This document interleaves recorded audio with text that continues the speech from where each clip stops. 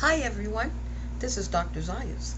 The topic of this evening is autism, and I have found this diagnosis to be very interesting because it's not really fully known.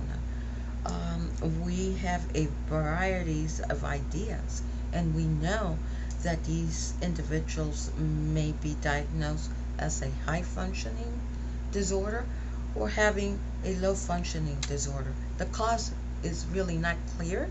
A lot of the scientists and scientific research indicates that it could be a genetic component.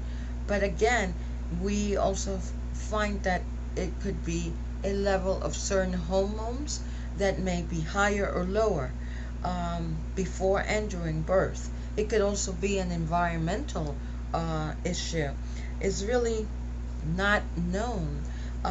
We in the professional world became focusing on the patterns of individuals that came across to us, and we found that it's a mixture of all of the above, and it's a lot of elements that is composing this. But the high functioning individuals are those that are task oriented and task force. We also have found that a lot of the diagnosis that they may come within contact would be depression, anxiety, or obsessive compulsive disorders.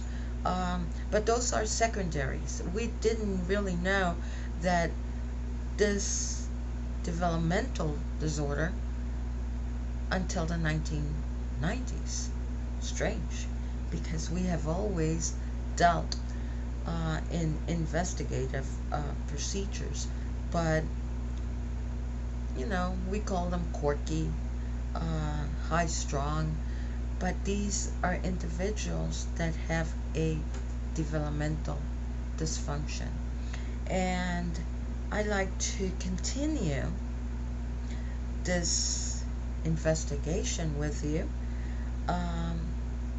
because I think it's needed for the professional world, for those interested, for parents, teachers, to really be a little bit more focused and not diagnose or think that that child is hyperactive and diagnose it as such instead of really digging into what would be the cause.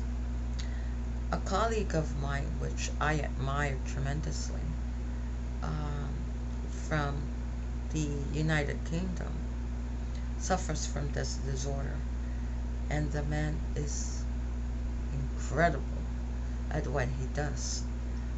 But one thing he has taught me, particularly about this disorder, is that he has been focused in doing what he does best as a scientist in one cause and one cause alone, and that is his own illness.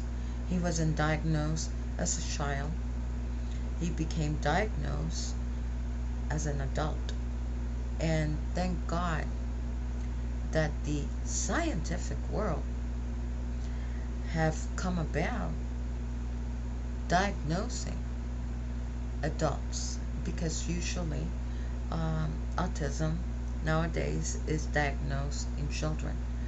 But now we have a spectrum of psychological and neurological instruments that can really detect if the individual has this disorder, with, of course, their natural background history and family history as well.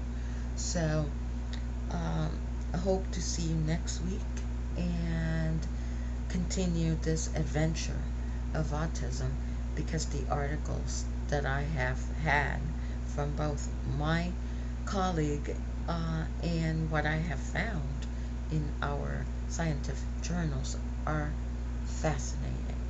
So for now, good night, and Good day.